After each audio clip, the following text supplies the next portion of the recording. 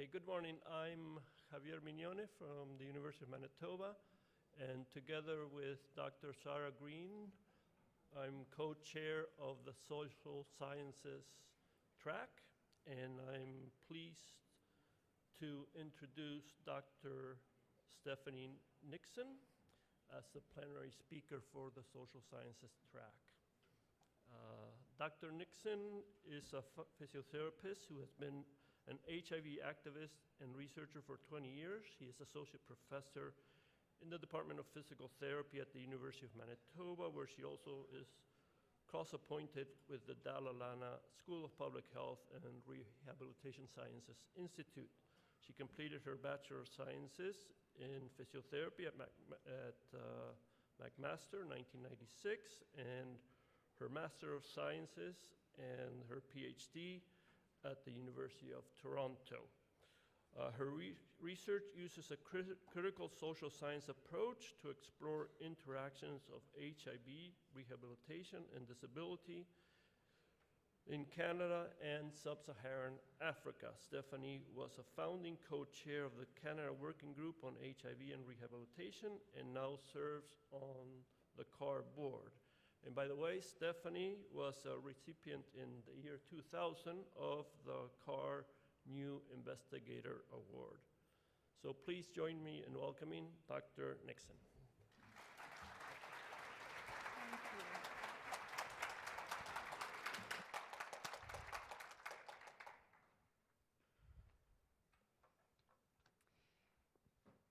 Good morning, and good morning, and good morning at the back. Today, we're going to reflect on a journey and explore interconnections. And we're not the first to do that in this space.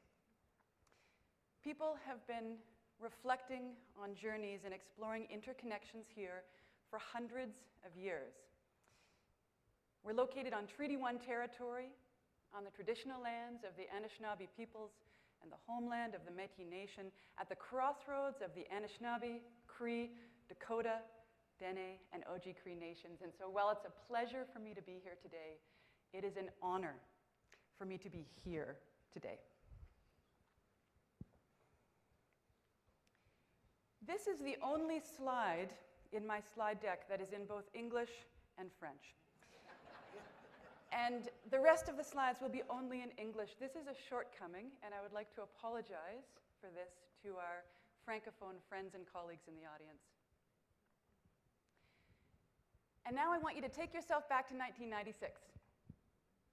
Go there in your mind. It was 20 years ago. How old were you? This is in your mind. How old were you? Where were you in the world? Were you living with HIV? Were you part of the HIV movement? Were you in school? Were you born? 1996 was a turning point year for the HIV epidemic. It was also a turning point year for me in my own personal journey. I had just started working in my first job as a physiotherapist, and it was with the inpatient HIV floor at the Wellesley Hospital in Toronto. My role at that point was mostly palliative care. It was making people comfortable in the last days of their lives. But as many of you know, something extraordinary happened in 1996. It was the advent of protease inhibitors. When added to the other therapies in place, created combination therapy. Everything changed for people who could access and tolerate those drugs. And my role on the 8th floor at the Wellesley changed almost overnight. I was now helping patients get ready to go home. And this extraordinary celebration of living longer with HIV, this turn in what it meant to live with HIV on combination treatment was celebrated that year at the International AIDS Conference in Vancouver. By a show of hands, how many people were at that conference? Look around, that's amazing. 20 years ago, and you remember the energy, the excitement of this new discovery at that meeting. 2 years later, the meeting was held in Geneva. And by that point, these people with their hands up were able to see that the wonderful news of the living longer on these treatments was tempered by the challenges that came along with living longer on these treatments, with the side effects that came along with. And the role for people like me working in rehabilitation, that role was skyrocketing, right? Because that's the job of rehabilitation, to support people with the impacts of their illnesses. And then the whole narrative changed again 2 years later in Durban. How many people were in Durban in 2000? How many people plan to be in Durban later this year for the next International AIDS Conference? A lucky bunch. This is where the narrative changed again. This is where the narrative changed to, why is it that we're paying so much attention to treatments that are reaching less than 5% of the people who need them? What about the more than 95% of people worldwide living with HIV who have no access to these treatments? We shouldn't be talking about the minutiae of treatments, we should be talking about social justice. And I share this snippet of the HIV journey with you because there are two core themes in this story, living longer with HIV and dealing with global injustice, that are underpinnings to the field of rehabilitation science. And this is what we're going to talk about for the next short while, a rehabilitation science approach to HIV. And I'm going to tell you this story in 3 chapters. We're going to start locally, the story in Canada. We're then going to go to chapter 2 and think about the global field, and then we're going to come back home. So here we go, the local. In 2004, Melanie Rush published a paper called Impairments, Activity Limitations and Participation Restrictions, Prevalence and Associations Amongst Persons Living with HIV in BC. This was a population-based sample that went out to BC PWA members, and of the 614 responses in this analysis, most were white, gay, males aged in their 30s and 40s, so a relatively well-off group. I'm going to show you 3 slides of data. These are prevalence data, and the first is the prevalence of impairments. So this is a bar graph. Along the bottom are different types of impairments that we asked people about. Diarrhea, reduced libido, weakness, poor concentration, headache, chronic fatigue, stiff joints, etc. Up the side are the percentages. And for each of those impairments, there are 3 bars. The first bar in black is the sample that had a CD4 count less than 200. The bar in gray is CD4 200 to 500, and the bar in white is people who had a CD4 count over 500. This is what I want you to pay attention to. In all of those impairment categories, those are the percentages of people that said, yes, I have experienced this in the last month. What you don't see in this slide is that of all the people asked, 91% experienced at least one in the last month, including the people over 500 CD4 count. And that a third of the sample reported at least 10 impairments in the last month. This is in the era of treatment. Activity limitations, same structure for the graph, but along the bottom we have activity limitations: walking, eating, getting dressed, showering, toileting, getting out of bed, driving, etc. 80% of the sample reported at least 1 activity limitation. The median was 3. And you'll notice towards the right-hand side of this slide, the last one, vigorous activity. More than 2/3 of the sample at all CD4 levels reported limitations with vigorous activity. And now participation restrictions. These are social roles, being a student, being a volunteer, roles around your household, financial roles, etc. 93% reported at least 1, a median of 7. So why does this matter for our conversation today? It matters because when you look at prevalence data, more commonly, what you're looking at is the prevalence of diagnoses, like HIV, or in this era of extraordinary multimorbidity, you're looking at the prevalence of other types of diagnoses that people may be facing. Those aren't the prevalence data that I just showed you. The data that I showed you were all about the experience of HIV on someone's life, the impact of HIV on life, not the diagnosis. And you'll also notice that I use very specific language in doing so. That wasn't a coincidence. I used language that's linked to the leading rehabilitation science framework worldwide. It wasn't developed for HIV, it was developed for rehabilitation decades ago. It's developed by the World Health Organization. It's called the International Classification of Functioning, Disability, and Health, or the ICF. And what the ICF recognizes is that there are health conditions or diagnoses, and they are usually the star of the show.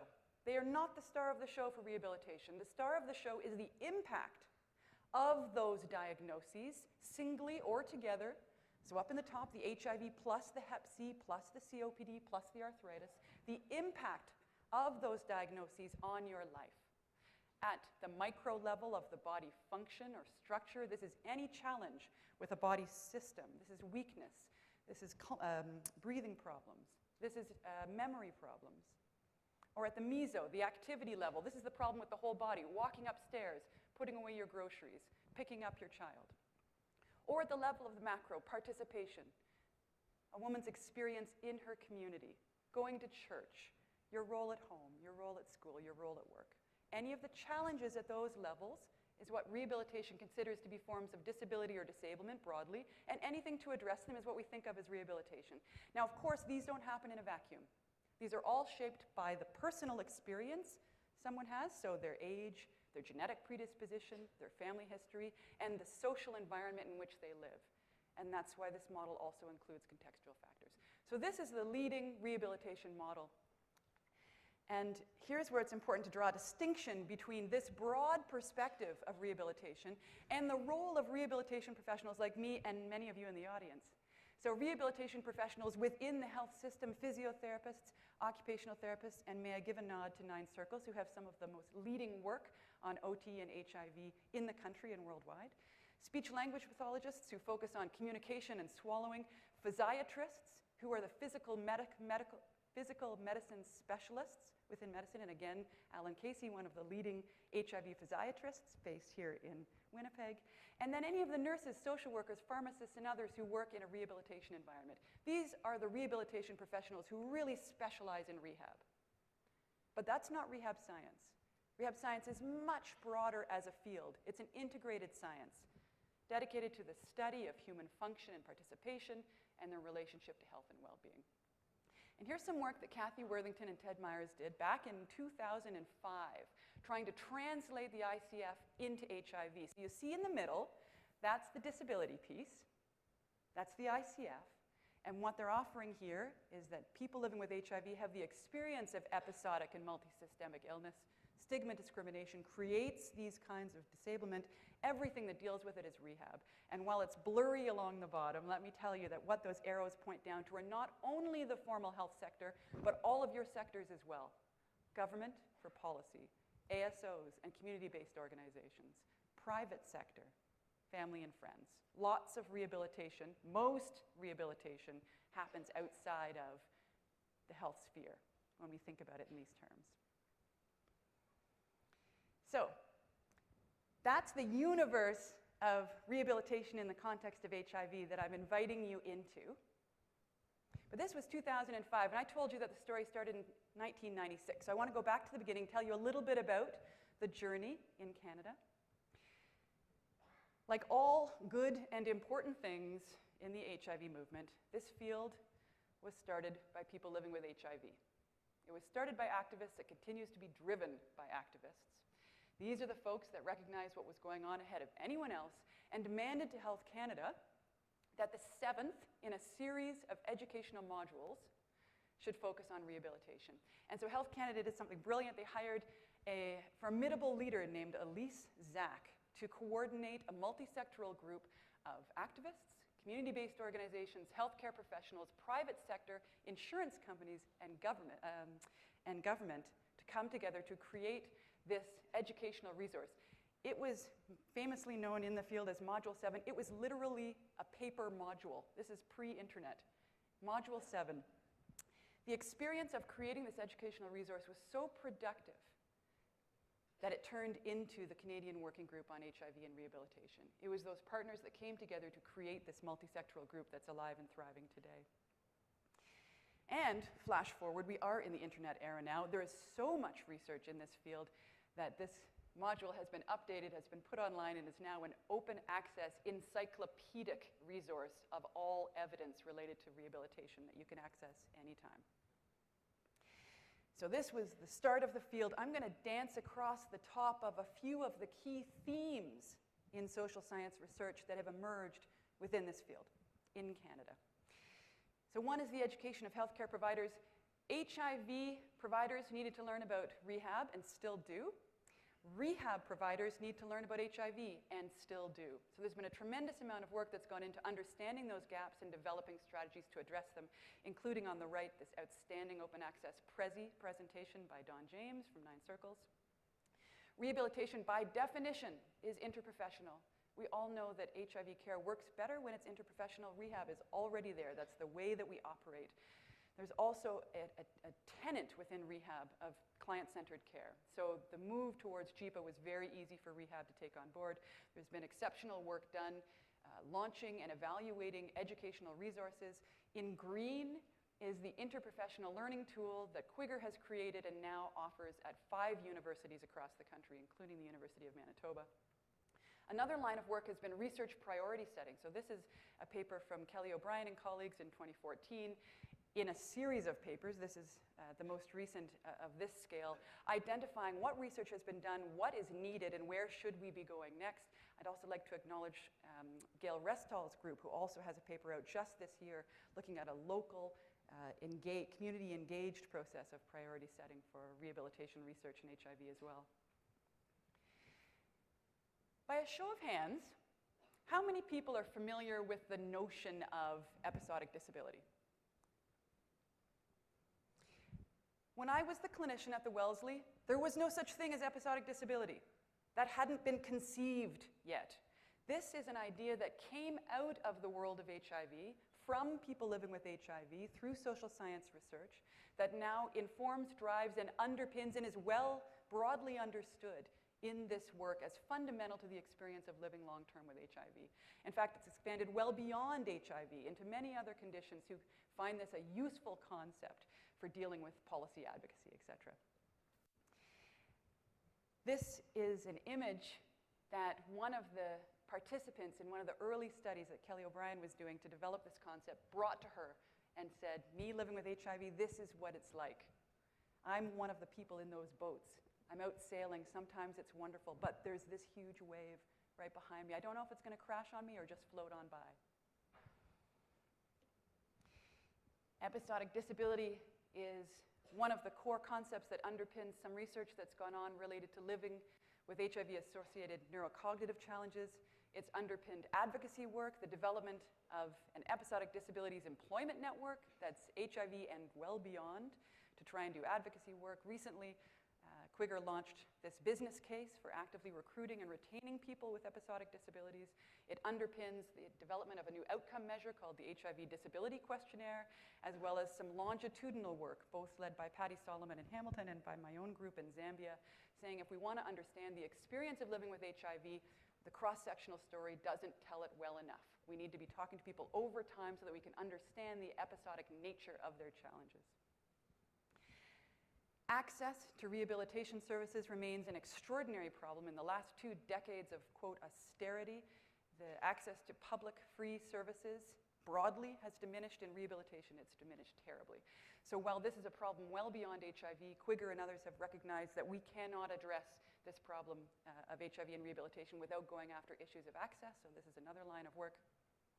There are many interventions in HIV. They're frequently difficult to assess because they're multifaceted. There's usually a social component. It's much more difficult to assess the effectiveness than something like a pill. One exception is exercise. And so there are 2 Cochrane collaboration reviews that have been in place forever. This is me in the late 90s, someone saying, would you like to get involved in a Cochrane collaboration for a year or 2? Me saying yes. And as you know, you can never get out. So many years later, I'm still involved. Here I am. I consider myself a critical social scientist, but I still have a hand in these systematic reviews that fortunately Kelly runs now. So anyways, we have these 2 great systematic reviews, one of the effects of aerobic exercise in adults living with HIV, one on the effects of progressive resistance exercise among adults living with HIV. The results are fairly straightforward. It's safe if you're medically stable. There's no change in CD4 or viral load, but there are benefits to be had similar to other studies in exercise around cardiopulmonary fitness, strength, and quality of life outcomes. So where social science is going with this is figuring out how to turn this into reality, how to make this real for people. There's been work in gender, including this piece on participation, so the macro level for women living with HIV based in Canada. Yesterday, there was an entire full ballroom of people devoted to thinking about research on HIV rehabilitation and aging. It was incredible.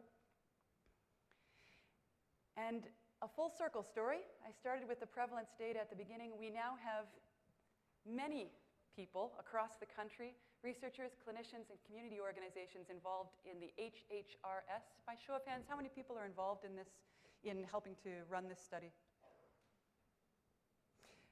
This is looking at the national snapshot of HIV and rehab in Canada right now. And many of the folks who are involved in this effort are also involved in the flourishing Canada-UK HIV and Rehab Research Collaborative. So this is my cue that it's time to think about the global. We're ending chapter 1. And on our way to the global, I want to introduce you to Tammy Yanks. This is the executive director of QIGR. Whose smile is that in the corner with Tammy? Do you recognize that? This is Monday. This is Tammy making sure that rehab is at the Global Fund announcement, the $785 million over 3 years that was announced on Monday. So with that, we shift to chapter 2, the global story. Everything that I've spoken about so far has been for a single purpose. It's for the benefit of people living with HIV. That's the point. It's the point of this conference, too. It's sometimes easy to lose track and think it's about research. It's not. It's about people living with HIV. And in Canada, all of this work has been about the 75,000 people living with HIV. Every single one of those lives matters, and there's about 75,000 in Canada. As we shift to the global, it takes an extraordinary leap conceptually in scale. It also requires that we think geopolitically, because remember the very beginning when I said what happened in 96, 98, 2000. This graph picks up in 2002. Each bar is 1 year further. We go up to 2010. This is people accessing antiretroviral therapy in low and middle income countries. The bar that's brownish red is Sub-Saharan Africa, where 2/3 of the people in the world with HIV live. It's an exponential rise. By the end of 2010, there were 5 million people in Sub-Saharan Africa. Now there are 16. That requires that you take 5 of those red bars on the far right, put them on top of each other. That's the exponential rise in access to treatment. And remember, the role for rehabilitation came to the fore when people started living longer. Now what this graph tells us is that we had about a 10-year head start in Canada to figure out what this might mean, both in rehab and beyond, living with treatment, living longer. And people tend to agree that it was about 2004 that free public access to ARVs became much more widely available in Sub-Saharan Africa. So we have now the next decade of people getting access to treatment and starting to live much longer lives. And so it's a more recent history, HIV and rehabilitation in that setting, but it is on the rise. And the scale is so much bigger that the work that's going on is exciting and has lessons for us back home. There are many who are using the ICF to think about HIV in that context. What's unique about this work in the South is the focus on pediatrics as well. The number of children and youth living with HIV is staggering. And so the role for pediatric rehabilitation is paramount. You'll also remember Module 7. And then you remember it got turned into the encyclopedic open access version. Well, I'm pleased to say, and for 75,000 people. So for the 25 million in Sub-Saharan Africa, I was part of a collective that recently took that module and transitioned it for that audience. It's now open access online as well. It's at SSA, subsaharanafrica.hivandrehab.ca. This is what the landing page looks at like. It's in 5 sections, and I'll point you in particular to section 4, what do rehab providers need to know about caring for children and youth living with HIV, which is the single most comprehensive compilation of evidence on HIV and pediatric rehabilitation. And we just launched it actually at World AIDS Day. This is me with the faculty in the Department of Physical Therapy at the University of Zambia. This project was co-led by Sister Margaret in the back row, also known as Dr. Margaret Mweshi, a research powerhouse in outcome measurement in HIV and rehab, and also the CEO of the orthopedic hospital in Lusaka. So while all of this was going on, this is one of those meanwhile moments, while all of this was going on, meanwhile, something else very important was unfolding. In 2004, sometimes what makes ideas change, what makes things shift? Sometimes it's an enormous amount of work, sometimes it's a single report. This is one of those times where it was a single report that can be traced back to the start of a shift in thinking. And the report was by a disability scholar named Nora Gross. It wasn't even peer-reviewed, it wasn't even in the peer-reviewed literature. It was a report by the World Bank and Yale. And the focus was on people with disabilities and their vulnerability to HIV. Prior to this point, there'd been almost no recognition that people with disabilities might be vulnerable to HIV. And what Nora, so therefore no prevalence data, right, because no one asked. So what Nora was able to do was to say that all of the well-known risk factors for HIV, people with disabilities, there's plenty of evidence to demonstrate that they are disproportionately represented in all of those risk factors, and that it's time for this to change. So with that report, it was a turning point for two reasons. One is that it opened up a very important avenue of dialogue about HIV prevention for a whole set of people who had been excluded to date.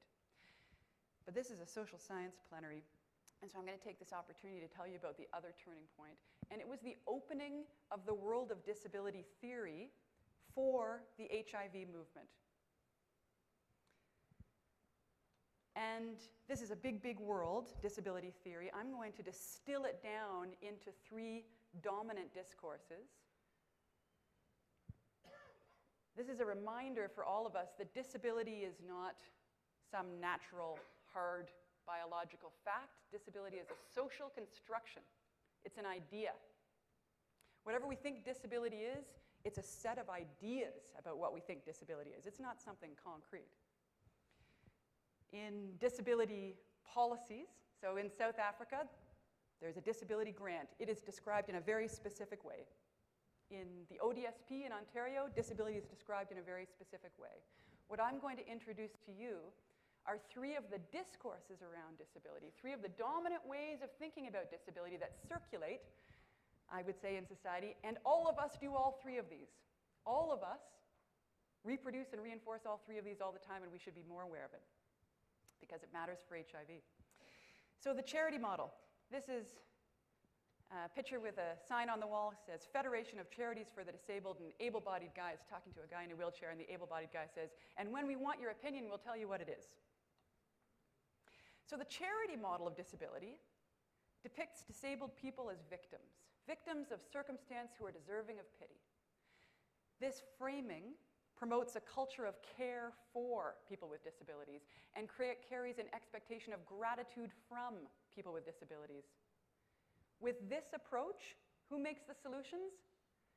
The givers, and it's imposed on the beneficiaries. Now, this is a long-standing discourse, well established in the disability world.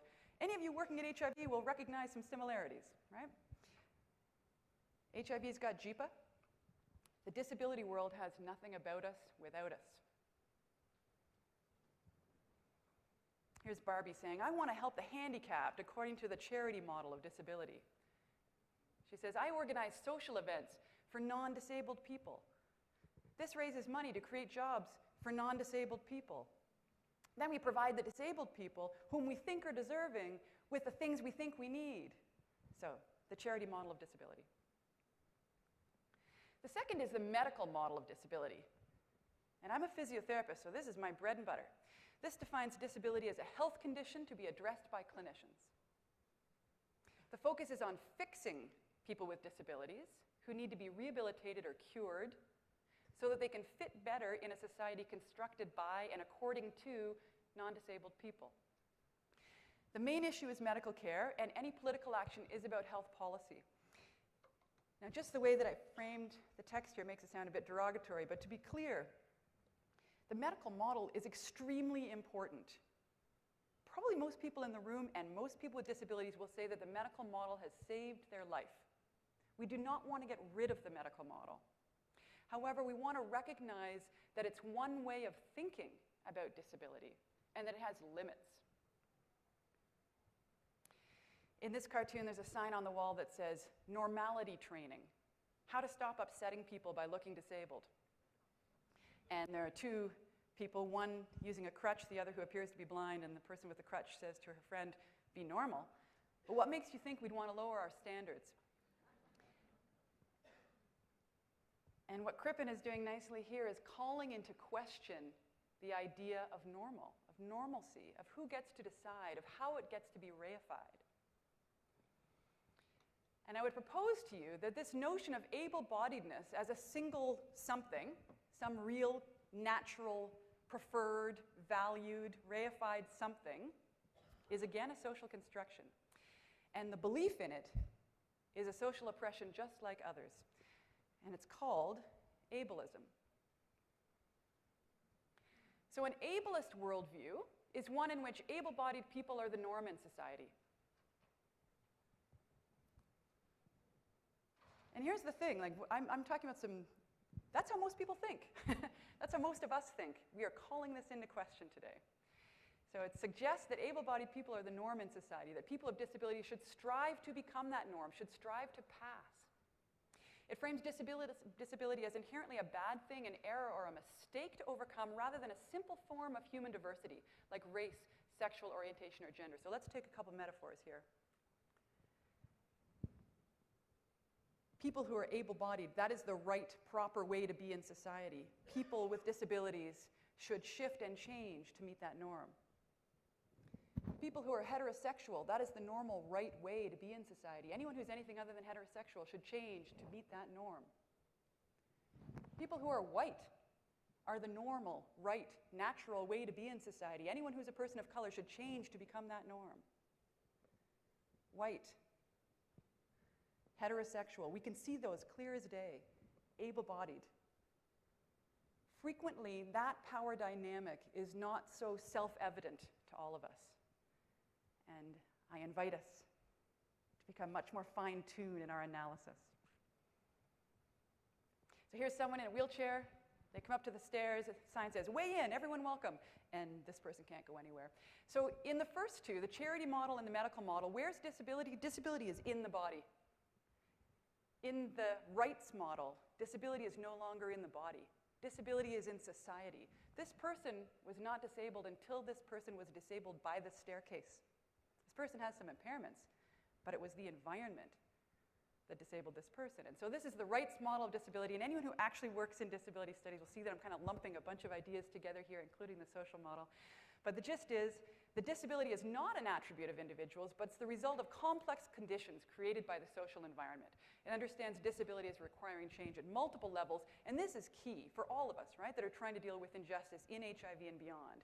This approach focuses on the role of society in gaining equality for all citizens, including people with disabilities.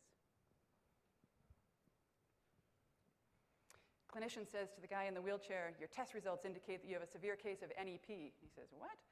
And he says, "Not enough pay." Right? Inequitable income is what's disabling this guy, not the fact that he can't walk.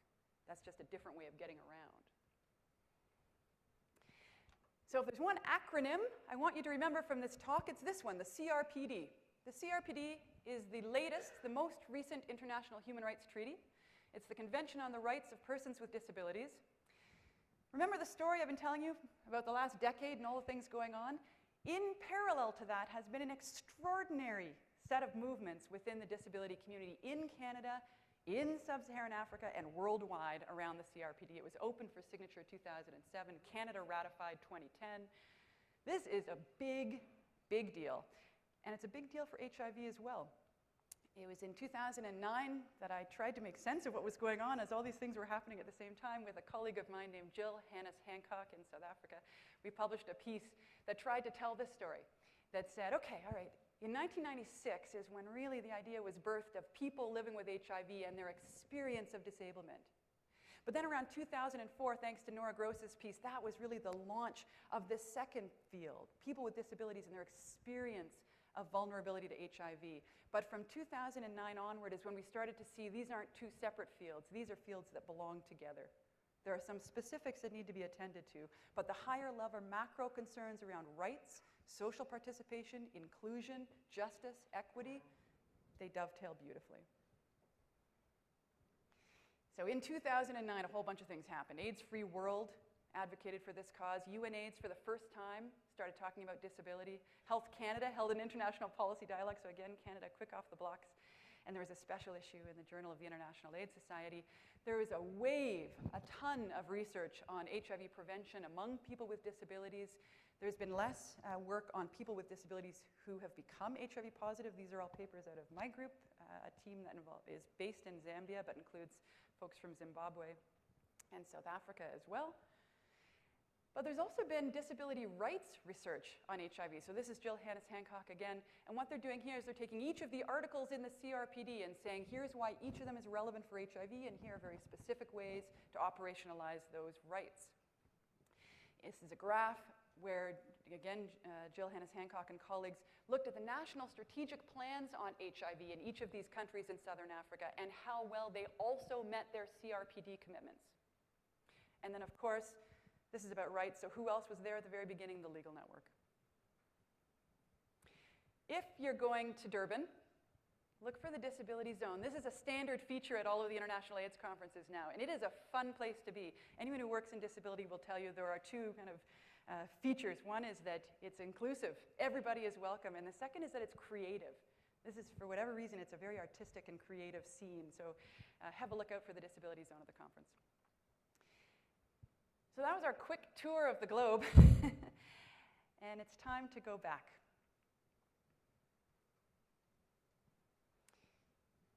I was part of a collection of people who were very grateful to have SRC funding to reflect on just what is it that the Canadians are doing in Sub-Saharan Africa around HIV and rehabilitation.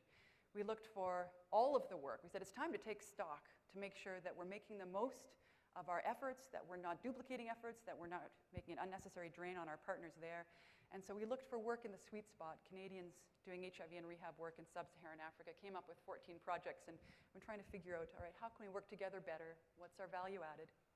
But there's something else very special that came out of this project, and I'm going to take another quick social science moment to share it with you. Global health, and thinking about Canada's role in global health.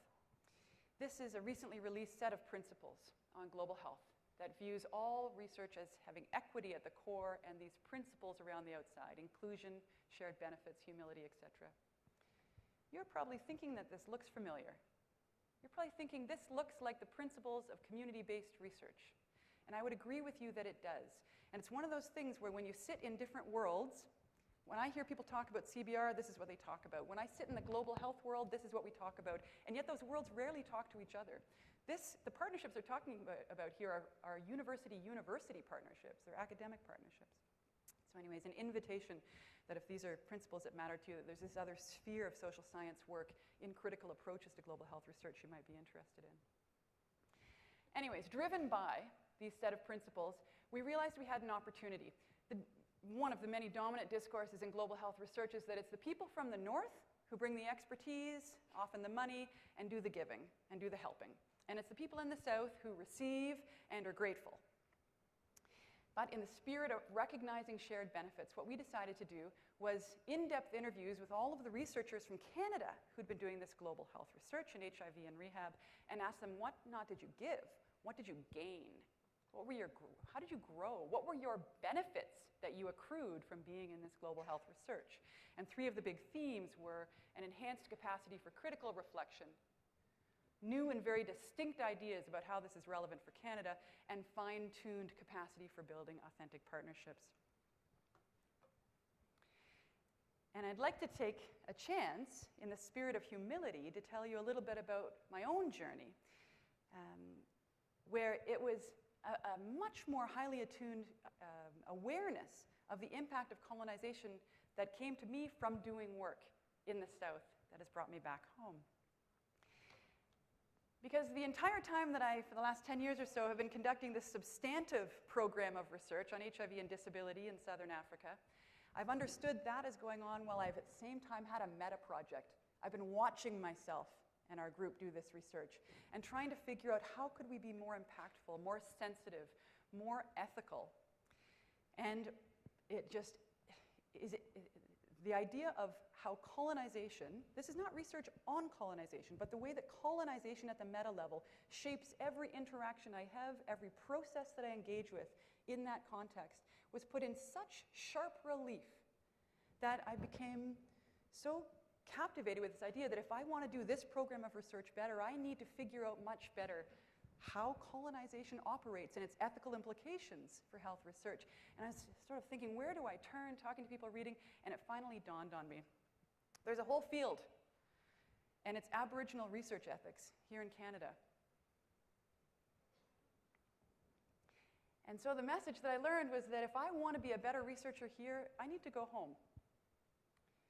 That if I want to understand my colonial position in Southern Africa, it requires that I understand my colonial position here in Canada. And how embarrassing that I had to go all the way around the world and spend many years there to figure that out. I have a lot of degrees, and they're all about health and making people healthier. This never came up. And so this is my opportunity to thank people in the audience who have been helping me with this journey and to share a little bit about what this has looked like. And so one of the things that happened was that Renee Mashing and I had the opportunity to co-facilitate a think tank by Quigger and Can looking at perspectives on disability and rehabilitation. One of the great moments in workshop facilitation, at the break, I leaned over to the elder. She's tiny in the picture there, but you might recognize her. I said, "How's it going?" She said, "You're giving me a headache." And I think there are probably many reasons I was giving her a headache, but one of them is that, remember those models of disability that I introduced to you earlier?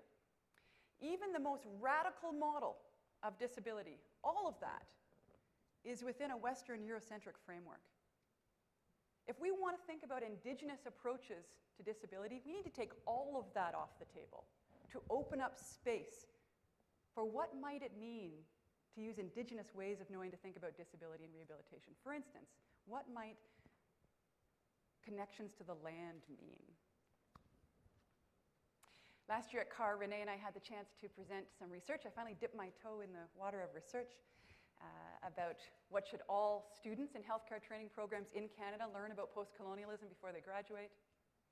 There is a young Indigenous physiotherapist named Katie Gasparelli who is very sharp and is leading the charge for our profession in Canada that I'm trying to ally with and offer support. And this is a really exciting one. The Rehab Sciences Institute is the largest rehab science training program in Canada. Thanks to the courage of one applicant and some good behind-the-scenes advocacy, they're about to enroll their first Indigenous student ever. And she is a powerhouse. She is going to change that place.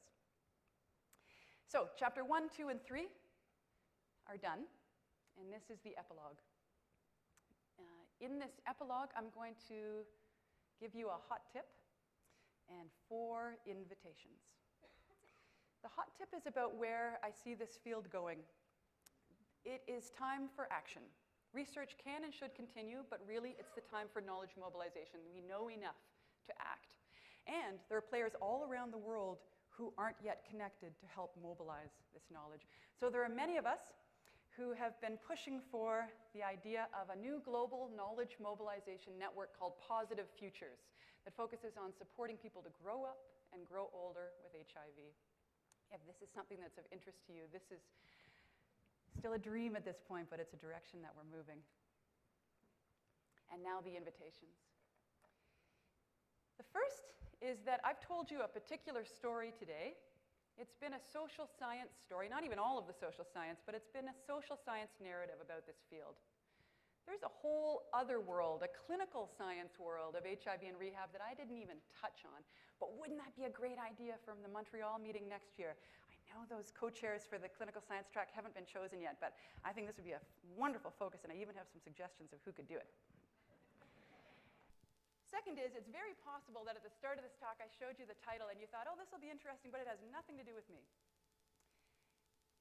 You recall this was about a journey, and this was about interconnections. And possibly you saw yourself in some of this today. This is an inclusive field. There's lots of space within it. Third, for people who are working in Indigenous health or use a post-colonial lens in their research, you know that colonization matters everywhere. This invitation is for everyone else. This invitation is for everyone in the room who doesn't think of their work as being about Indigenous health or post-colonialism. This is to invite you to think that even if your work is not about colonization, to be open to the idea that colonization influences every aspect of your work and that it will get better the more you can understand that. And finally, an invitation to include an ability lens in your intersectional analysis. This was the story of a big reflection, a story of interconnections, and I thank you very much for your time.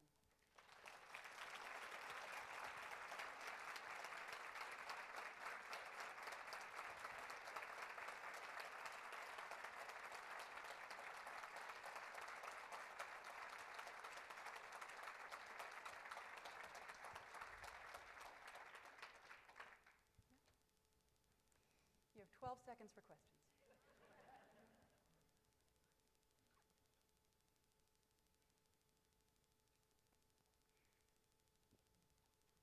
Glenn?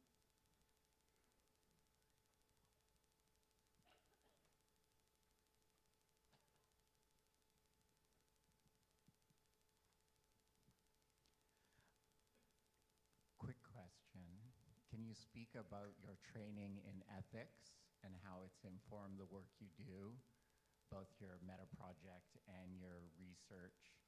And have you thought that we're living in a fourth chapter now where rights discourse has been co-opted, and your call to action is actually one that we move on to a fourth chapter, reflecting on when you presented your equity and referred to community-based research. My understanding of the research on community-based research is that researchers have profited immensely from community-based research, and the implementation and policy change has not followed. Ergo, the people for whom this research was done have not profited from it. Thank you, Glenn. Let me just say that I'm going to use that as an example of more interconnections. That this critical work in CBR and thinking very critically about that fits nicely with the critical thinking about global health research as well and other fields. So it's social science, if anyone, is great, beautifully positioned for doing that kind of cross-discipline work. And I think we're done.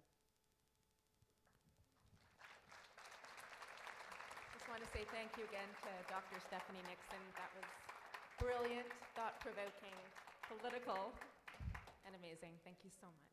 You're very welcome. Thank you.